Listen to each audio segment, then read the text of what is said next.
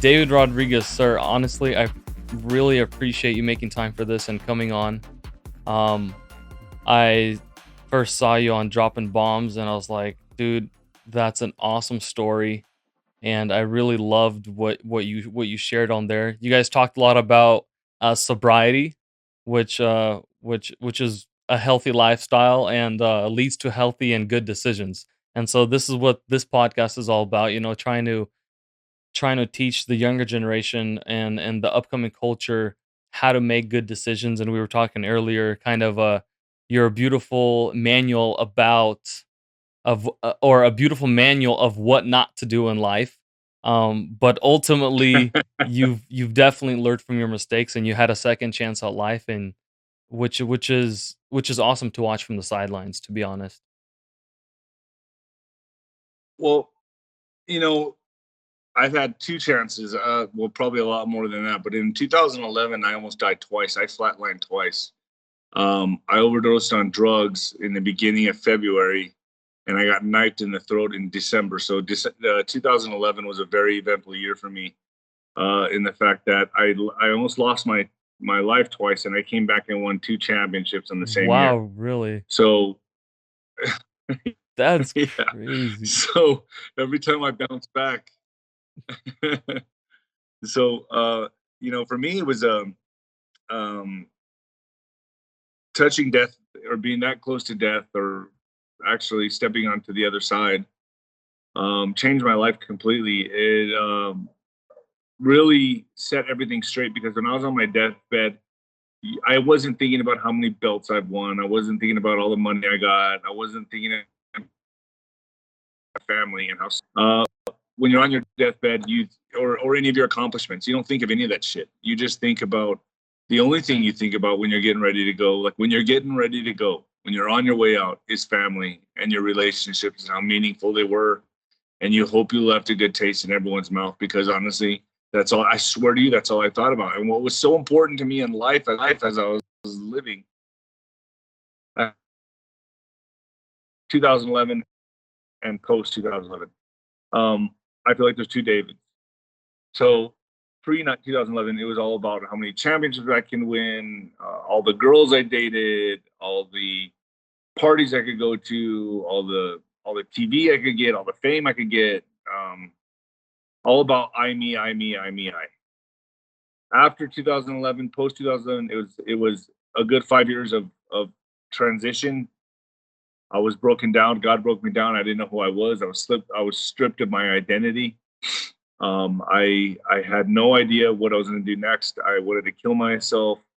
I didn't want to live anymore. I lost on television on NBC against Darnell Wilson. I got knocked out in the last 10 seconds of a fight that I was winning. My Mhm. whole life and career was stripped from me. I didn't know what to do. Everything I identified with was gone. My soul was just I was a broken man.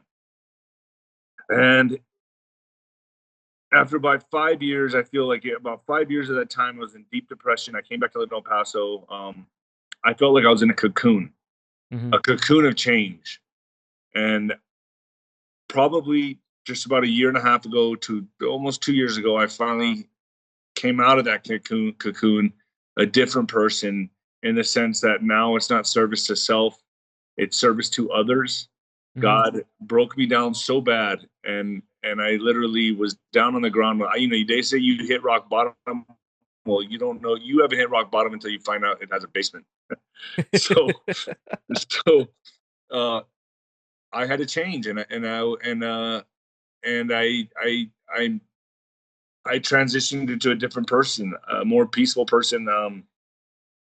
I got sober. I stopped Mhm. drinking. I said, if God's going to help me, then I can't be a hypocrite. I've got to be a man of God, and be an example for others. And that is, if I have to stop drinking and stop going to the bars and womanizing and doing drugs and all the stuff I was doing, I can't say I'm a good person and give advice to anybody when I'm the guy out there in the bars drinking and snorting coke and doing all this shit that I was doing back then. So I had to stop Mhm. all that stuff.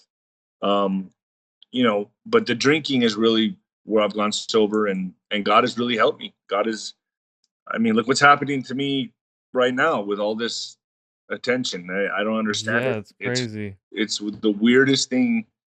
it's like the Twilight Zone, man. It's like I'm in quarantine, and I've literally made the quarantine work for me on ways that I've never could imagine. Wow. So, before we move on, for those listening or watching, who don't follow boxing, David Rodriguez was an awesome champ. I was watching your highlight reels, man. You had some real nice Yeah. moments where you clip people's chins. You're 36-0, which is a beautiful record to have. Obviously, uh, I started following boxing when the Klitschko brothers started boxing. Oh, really? Okay. Yeah, yeah. I was gonna fight the Klitschko's. Really? That's Yeah. crazy. So What happened they there? they gave me an offer of 400,000, which was like a resounding no. Because Uh-huh. at that time, when I was 36-0, nobody really wanted to fight me. Everyone was like, "Fuck!" I like it was like, "Nah, he's too much of a risk. He can punch with both hands. He gets guys out in the first round. He's also got him out in the later rounds. So I was a high risk opponent. So it wasn't until I was after my knife accident, and Mhm. uh, but I was getting in my later 30s that finally people were entertaining the offers. But I got knocked out by a journeyman, Darnell Wilson, because I just didn't have the mindset. I just rushed into the fight. I wasn't the same Mhm. guy. I just wasn't the same guy after all those after the year 2011. It was just a different David. It was like it was time for me to exit the sport. You got to leave the sport before the sport leaves you, as they say. Very I And the like that. sport left me. The sport left me. I stayed around too long, and I should have really seen a psychiatrist or a therapist about my accident. But I was in a rush to get back in the ring, and I did so to my destruction. Mhm. So that's what happened with me. Yeah, yeah. So that's awesome history right there. Personally, for me, I had no idea, but also gives us a little insight into the boxing life. Um, so you mentioned there's crazy things happening to you, especially after you became sober in this quarantine. There was a live that you went on, and and we don't have to go into all these details, but you talked about child trafficking, and I don't know how many views does that video have now? Do you know? Well, they keep taking it down. So every time it would get up to 400,000 views, something like that, and then YouTube would just down. And Really? yeah. So sorry, someone just called in. Sorry. Yeah, All good. YouTube kept deplatforming it. So it was like one after another. So I know that I've seen some videos and people send me some like it's been translated in Italian, German, Really? yeah, different languages, man. I'm like, holy shit! I hope they're translating it correctly. But Yeah. but it got to be pretty wild, man. Like I never thought I would experience something like that because I had a good taste of celebrity life somewhat when I was boxing, like Mhm. quasi famous, and I was coming up, especially in my hometown and this area of West Texas and New Mexico. I was, I was the hometown hero. And Yeah, now yeah, with the yeah. viral video, this hit a whole different level of attention that I'm not used to, and it's all happening before my eyes right now. That I don't know even know where to take this, man. It's a whole That's new crazy. it's a whole new avenue for me to explore. Yeah, yeah. Are you talking with any like anybody or looking for anybody to consult, see how you can use this? Yeah, they're It they're actually they're reaching out to me, which is kind of strange. I don't have to reach out to them. They're Oh, okay. I've gotten some emails from people, but I just don't know what to do. I know I probably need to figure something out pretty quick before this all just goes away. But Blows uh, off. Yeah, yeah, yeah. but I just yeah, I definitely need to sit down and and figure that aspect out because I haven't done that yet. I've been so busy with interviews Yeah. and different things like trying to live my life and then try to do 2 or 3 interviews a day, and that's been rough. So I've been Man, I yeah, bet. it's been crazy. It's been crazy. That is crazy. Okay. So, let's go back into a little bit to your boxing career. How did that all start? How did that all begin? I know you're a strong proponent or defender of kids that are being bullied. And you talked a little bit about yourself growing up. Let's talk a little bit about that, how you grow up, and then maybe how ultimately certain things, I mean, just kind of led you into making these bad decisions in life. Yeah, I had a very hard adolescence. I started boxing when I was about 5 years old, but I only did it for recreational sport. My dad just wanted me to defend myself. But Mhm. something happened in my teenage years to where, man, I was like the target, man. Like I was the kid that was picked on all the time and humiliated and made to eat my lunch in the bathroom stall. As the other kids went to recess and did stuff like that, I was always scared to come out because so many kids wanted to beat me up. And honestly, I never did anything to anybody. It was just like I was like the tall kid, um, just string being and just a target, like big Yeah. target on me. And every day, I mean, someone else either beat me up or threatened to beat me up or something like that. And it got to the point where I went and hid in the boxing gym, and like I was hiding in the boxing gym. And what I mean by hiding, it's just where I went. It was like my sanctuary. I found peace there, hitting the bags and getting my frustration out on the bags, pretending that Mhm. I was beating up the bullies that were picking on me. And then years of that went on, and then finally, like it switched. Like a switch in my brain just went click, and I became that rabid junkyard mean ass dog. And it was over. It was just over. Like you know, I became that fighter, Yeah. and but it took a lot of me getting beat down and humiliated. I mean, living a life of trauma that propelled me into the ring. So every time I got into the boxing ring, I would think of the kids that used to beat me up. I would think of them, and it would make me so mad, and I would get so angry, and sometimes I would cry even before going into the ring. Mhm. And I felt really bad, and that's why I had so many damn first round knockouts because I would just. It was like I had a really unbelievable ability for knocking people out. Like I was trained well, I had a great trainer, but I had power in both hands, and I loved the taste of a knockout. It was just so satisfying to me. I didn't just want to win. Yeah. I wanted to see how fast I could knock these guys out and make an exclamation point. And I did. And it all stemmed from being bullied. It all stemmed from being bullied as a kid. Wow. That's crazy. So Yeah. is it safe to say that some of the greatest fighters have probably were bullied? Yeah, I would imagine. There's something wrong with fight. I mean, to be a fighter, man, you have to be a very extreme person. There's no doubt about it. You cannot. You got to remember when you go into training camp, you don't mess around. You're not going to parties. You're not drinking. You're strictly living a Spartan lifestyle, and it Mhm. is a lifestyle. So, especially boxers, man. I mean, it's like to be a fighter, you got to want it. It's got to possess you.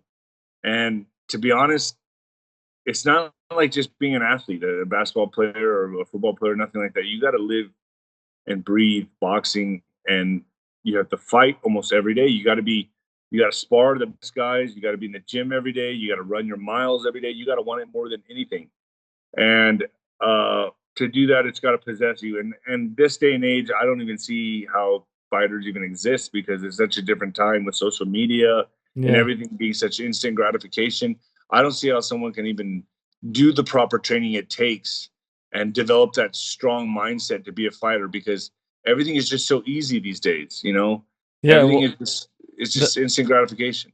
that's why I think they're having to go, like, into the deeper mountains of Kazakhstan and somewhere else to find people that don't have all the everything they need.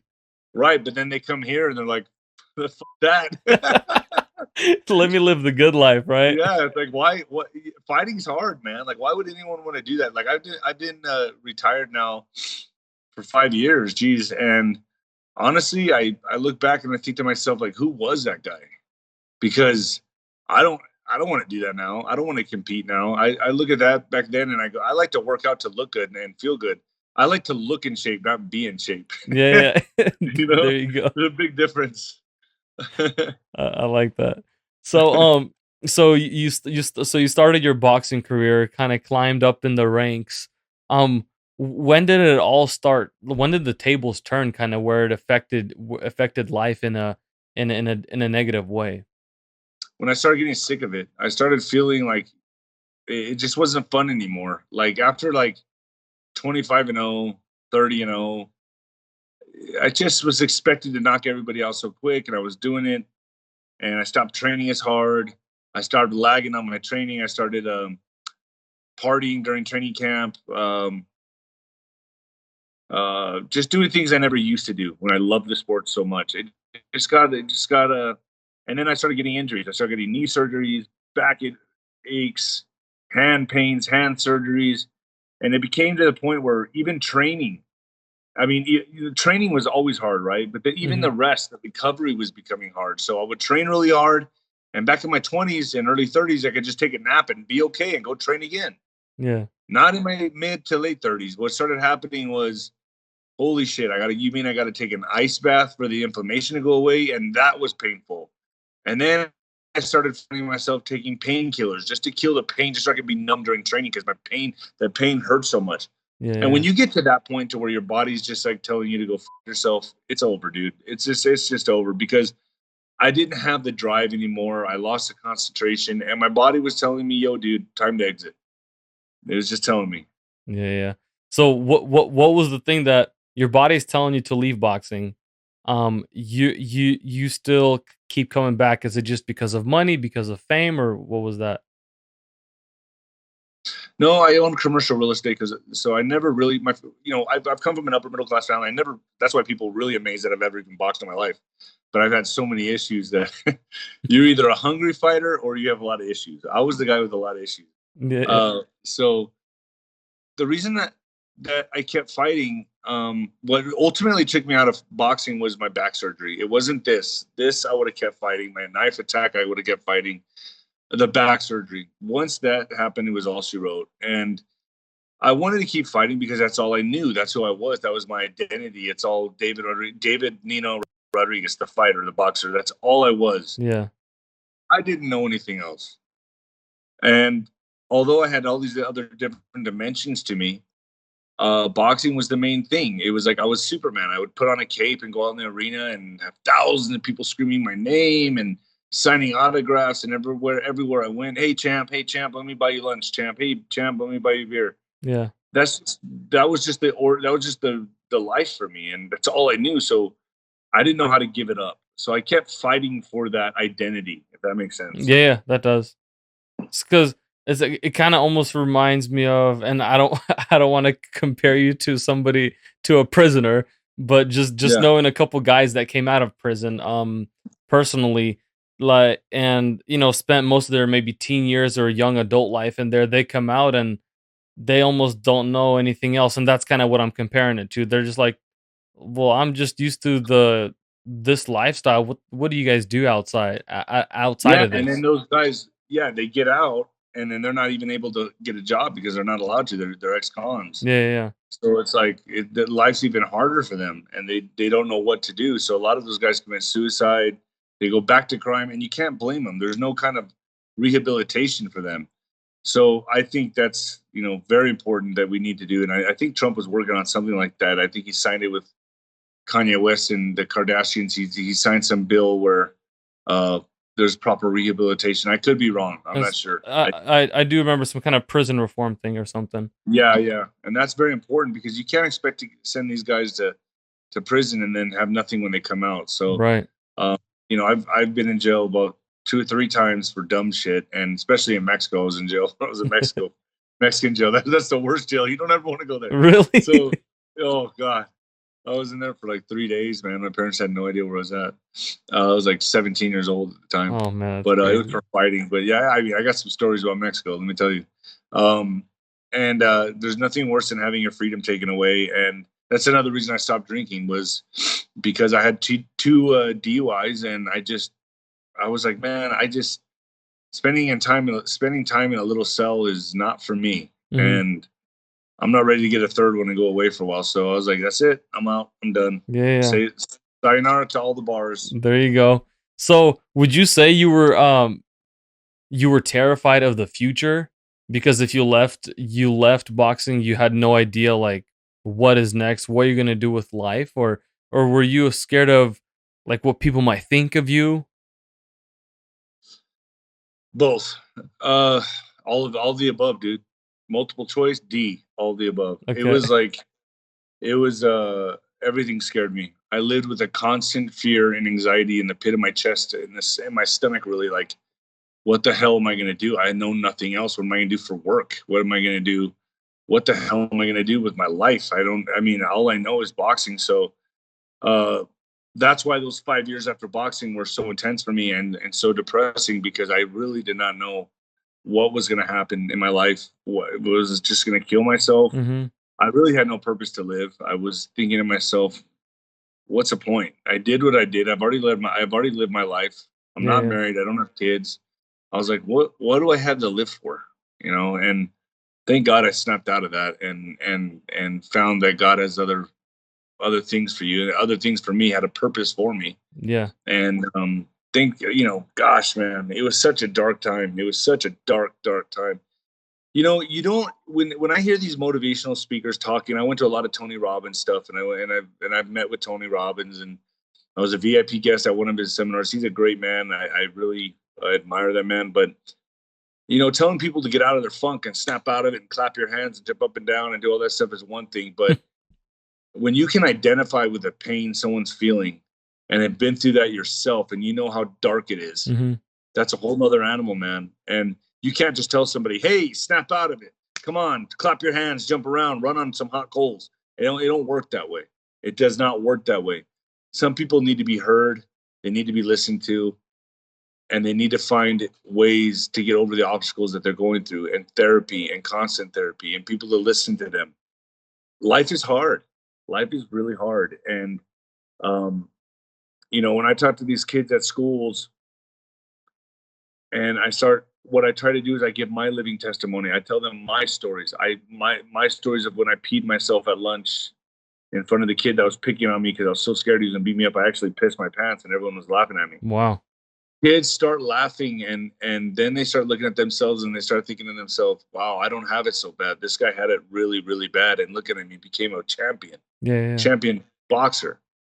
So that is why I go talk to the schools and to the children, because I want them to know they're not alone and to give them some sense of hope, because hope goes so far. Sometimes all you got is hope. Yeah, and And that's a beautiful example right there because you said you kinda shared those stories so you can connect with these kids, and for me, especially, like, say this COVID stuff, a bunch of people lost their jobs, and I'm sure a lot of adults can relate to you now, and because after you had your back surgery, you probably thought, "Look, my best life is behind me. Everything I yeah, knew and I did best is all behind me. What can I do better, especially now I'm not literally a cripple, but well, with that's all what it with felt like. That's what it feels like still, man. really. So, I mean, with all the surgeries and stuff, and but obviously you went through a crazy downhill moment, and then other people are like, well, like you were saying, life isn't worth living if if all the best that I've had was is past. well, let's look at. Hold on for a second. Yeah. Let's look at what my best was. Okay. It was fighting, which is not natural in the first place for anybody to just fight for a living. And it was womanizing, Mhm. drinking, and drugs and partying. So if that was my best life, then that's really pathetic. I would ha It's what I knew. It's all I knew. And I thought that was my best life, but by no means is that my best life. okay. My best life is coming up. What I'm going to do now from here on is I'm going to make some big strides. I'm going to do some big things for humanity. That's what I want to do. My best life is just serving myself and being a drunk was not my best life. Amen. Okay. I definitely agree, and I like how you put that into perspective. Um, so no matter what you do, your best life can always be before you because, like you said, that's all you knew then, but now you know so much more and what you've done before. Um, what Exactly. what was the moment like when you realized, or can I say, when you came to God and you said, "Look, God, like." If you don't do anything about it, I'm done. I've always believed in God. I've always had that spark, but sometimes my faith would dwindle to just a little nugget of a flame, like a little, just like little speck of a spark, like not even a spark. It was so tiny, Yeah. my faith. Um, but I was always there, right? Mhm. And I was like, I would even pray to God. I'm like, Lord, you have to have faith for me because I have no more faith in you. But at least I'm praying. Mhm. And it got to that point. I have a friend that's his name is Jim Caviezel, and I owe a lot to him. He's the guy that played Jesus in The Passion of the Christ. Mhm. He's seen me through some dark times, man. Even when my friends weren't around, that guy was around, and I consider him a blessing in my life. He he always called me at the strangest times of my life, man. Also, like when I was going through stuff with my sister, when my sister passed away, he was there for me. When I thought my dad was going to pass away, but my dad made it out of the surgery okay. Thank God. God bless him, and Mhm. like really, God really showed some mercy on my family.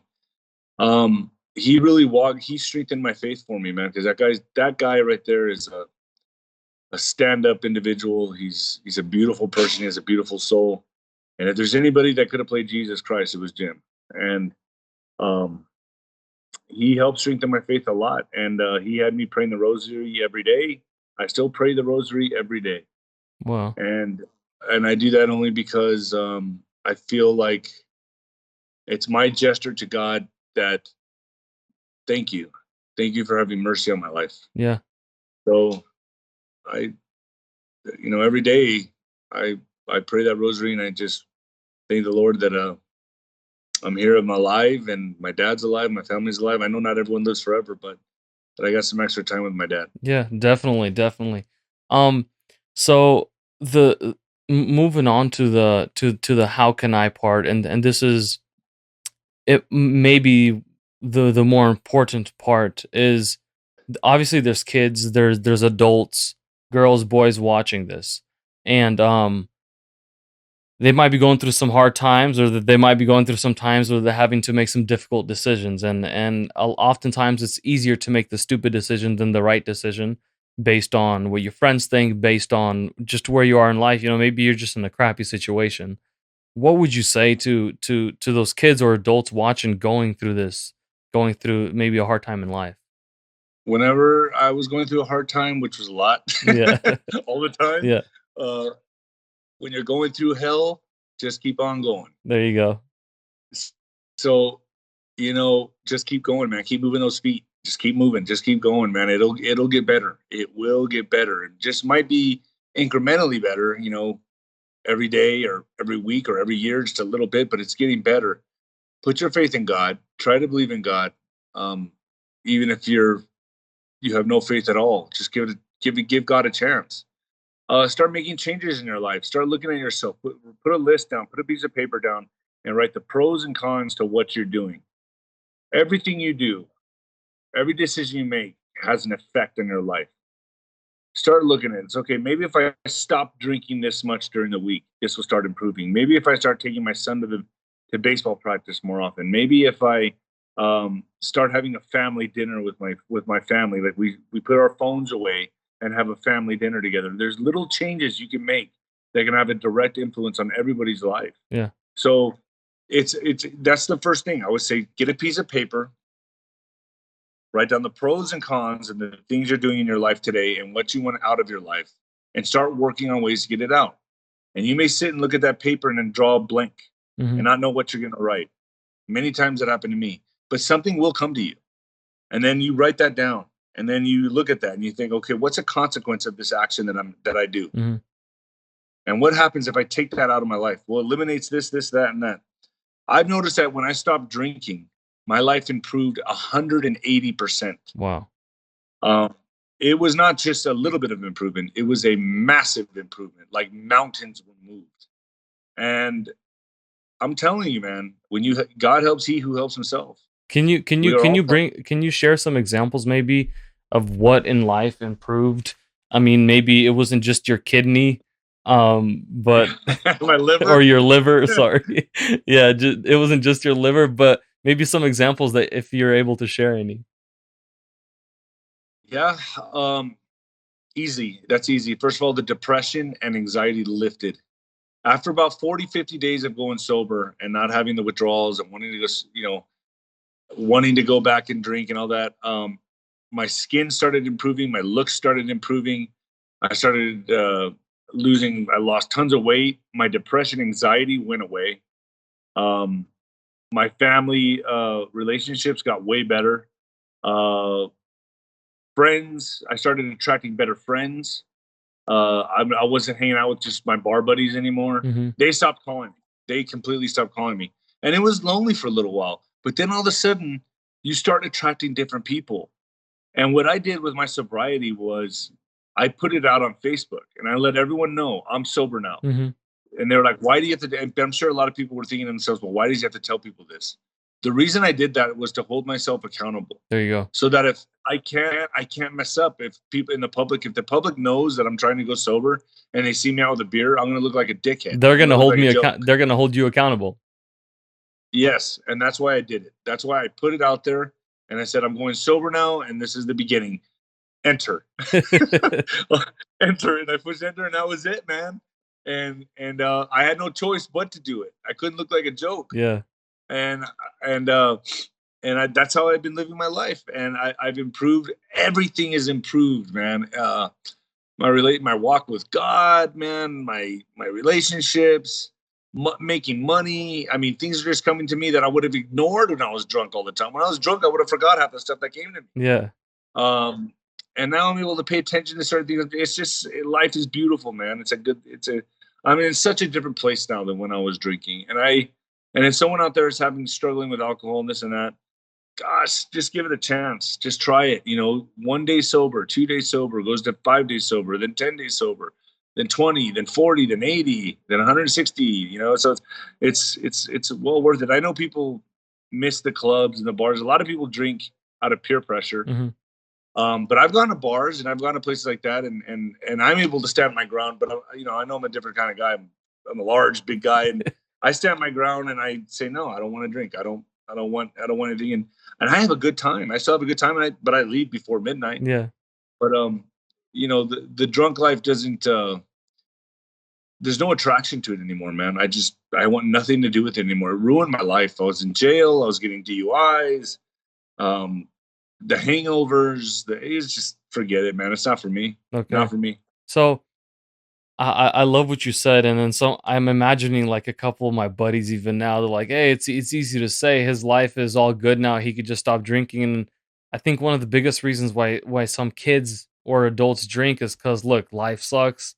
I don't know what else to do with my life. I'm just gonna go and forget it. And it might be That's what easy. I did. What's That's what I did. That's what I did. there you go. And so it's easy for me to say like to my buddy, like, dude, just stop drinking. But the issues that he's maybe having, that just because he stops, it doesn't resolve whatever he's going through, right? No, but you have the tools. You have the tools with a clear mind to take those issues head on and face your demons head on and conquer and slay them. I like that. That's the difference. When you're drunk, you don't have those tools. Okay. You're handicapped. When you put it down the alcohol, look, a lot of people tell me like, dude, you've beaten alcohol. You're 100. You're coming up on 160 days sober. Um, you really could now like go back and just have a glass of wine for dinner. And I was actually tempted. I was like, man, that sounds good. I could have a glass of wine for dinner, and I could just start having a couple of glasses here and there because I know I can beat this. Yeah. But what happens is you slide right back into it. It's not like, yeah, I'll do that for a good month, and the next thing you know, I'm trashed. Yeah. So that's why I don't touch it at all. But that's just me. That's my prerogative. Um, Other people don't put the burden on yourself to say, "Hey, I'm quitting for good." Yeah. Do a 30-day challenge. See how you feel after 30 days. Get to 30 days. Like there's so many videos you can watch on YouTube, and I watch them every day on different people that stop for 30 days and they notice a difference in their life. And I was like, man, I want to be like that. I want to be like that guy. Like he's like, I've lost 10 pounds. His skin looks good. He's getting up in the morning. He's working out. I was like, I want to be that guy. And I did. And after 30 days, I was like, man, I'm going to go for 40. Hmm. And then I did 40 and I'm like, I'm going to go for 50. Then I did 50 and I'm like, dude, really ever want to touch a drink again. That's how it happened for me. That's awesome. So is it safe to say that a lot of people just make up excuses for why they can't stop? Well, I think the hardest thing is peer pressure. I mean, when you go to a bar, like I've dealt with peer pressure. I go to a bar and like and friends go, "Come on, just have one. Just stop being a pussy. Do it. Just have one, dude. What is wrong with you? Come on, have one. Why don't you want to drink? One drink is gonna hurt you, and that's all you hear. Yeah. It's better just to walk out or just me personally. I go, dude, shut up. Yeah. Like I don't want to drink. Go talk to that guy. I don't want to talk to you no more. So that's how I handle it. But I can see how other people would just cave. Okay. And you just can't cave. You just got to stand your ground and keep your chin up and like a Marine and just be like, dude, no. And people feel that confidence and they're like, oh, that guy said no. You know what I mean? Like, let's not fuck with him. So, so like that's how I do it, man. And then and I go to bars on purpose. I go to bars on purpose to test myself. I like to be tested. Yeah, yeah, yeah. That's awesome. I like to hear that. Um, so before we end here, I wanna say that you do have a book out. It's called When the lights go out. When the Lights Go Out on Amazon. You guys could find the link below. We'll have a link in the description to the book. And then you talk about all the details in life, what you went through. Um, Yeah, it was a memoir of a manual on what not to do for people, like we discussed earlier. yes, Don't do this. Take me for an example. Take David's life for example on what not to do. But exactly. I was still able to become a champion and a contender, and I did something right. Yeah. I had a friend tell me, he goes, "Dude, you know what you should have named your book?" I was like, "What?" He was like, one of my best friends. He was like, "Sometimes chump, but mainly champ." Sometimes jump maybe. That's funny. And I was like, dude, that's a good one, man. I don't know why I didn't think of that. I don't know why I didn't name the book that, but I was like, it needs to be more dark, mysterious Yeah, when yeah. the lights go out. But yeah, and people can reach me on David Nino Rodriguez official. I know that's really long for Instagram, but it's too late now. I don't think I can go back and change it. It's David Nino Rodriguez official Mhm. on Instagram, and then my Twitter is Nino Boxer. Okay. Quick question, how long did it take you to write your book? Dude, this is what trips everyone out as well. It took a month. A month. I Wow. wrote it on my iPhone. Really? Yeah, Man. I bunkered down in Mexico Yeah. on the beach in Laredo, Mexico. It's right next to Cabo. And not Laredo, the Texas border town, but Laredo, it's over by Cabo. It's a little beach town. And I just went at that time, I was eating all the seafood I wanted and just living on the beach and writing on my phone. And I just wanted to get it over with. I think it took a month and some change. And then to get it published, it took about 6, 7 months because I had an editor look it over. Mhm. I had to go through a bunch of editors because they were all trying to change it way too much. I'm like, no, I want it to sound like I'm talking to the people. I don't want it sounding like it came from you. Yeah. I don't want it to sound like it comes from a Harvard educated guy. Yeah, yeah, yeah. Just ma I keep go, it I want it to simple. sound, yeah, I want it to have my essence. I want the people to feel like I'm talking to them. So don't with the way I write. Yeah, yeah, yeah. And they did. And listen, I'm getting five star ratings all the way down the line. So I think I did something right with that. Yeah. And I bet you the number one thing is people just appreciate the fact that you're being genuine with them, like you said.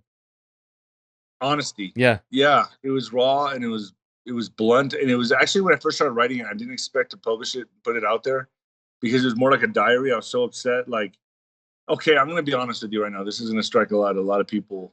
It's gonna catch a lot of people off guard, but it was actually I was writing a book before I wanted to end my life. Wow. And this was during the time when I quit boxing and it was over, and I just wanted to have a book to give to my family, or like a diary to give to my family on my life and before I took my life. And that's the truth. And that's the first time I've ever said that in the public. But that's the absolute truth. And obviously everything's changed for me. But that's where I was when I was writing that book. Man. That's where I was mentally, spiritually, and emotionally. Everything. That's where I was, dude. Those were going to be my last words. And I, I put it out there instead, and I published it instead, and different things happened for me. A Man, different road. that's amazing, dude. So you already knew that there was gonna be a time and you just wanted to leave this behind for whoever knew you personally, kinda knew the details so they could remember the details about your life. Yeah, I was living in pain every day, so much pain that I just I was like, this. It can't putting a bullet into my cranium can't be as hard as taking a punch from some of the best heavyweights out there. I was like, I think I can do it. And yeah, I was definitely on that road to despair. And I was on the road, and I wanted to end my life. And during that time when I wrote that book was when I was going through it pretty damn heavy, because I was remembering all my life experiences. It was all coming back to me, flooding me. Every story in that book, it was just like, oh my gosh, I remember it so well. And when I finished the book and I put it out there, is when I decided, don't give up just yet, Dave. Don't give up just yet. Just hold on a little longer. And then that's, shortly after that is when my life started changing. And then for sure, when I stopped drinking is when everything changed. Wow, man, praise God, dude. It just makes me happy, honestly, to hear your story. That there is hope, and that there is a God that touches lives and turns hearts around. So again, I'd like to thank you. All throughout the Bible, Yeah, God has picked the broken people. amen. So Amen, dude. And honestly, I kind of when I saw all the interviews, and obviously, you're blowing up everywhere right now, and I'm like, dude, this is like exactly like a prophet in the Bible. God is just using David just to speak to so many people right now. And like, just the simple man, like you said, not educated, not nothing, but just throwing out facts and truth at people. So I really yeah, and you appreciate got it. to be fearless. And then listen, I don't like to say, "Oh, I'm picked from God and I have this arrogance." Nothing like that. I'm just a regular dude. Yeah. I had something to say, and I appreciate all the attention I'm getting right now, and I have now stepped into something to where I have to deliver, and that is why I've got to stay sober and do the right thing. And if anyone ever catches me slipping, you have the permission to come up and kick me in the balls. There you go. There you go. I hope that never happens. Okay. Well, you have a great rest of your evening, sir. You too.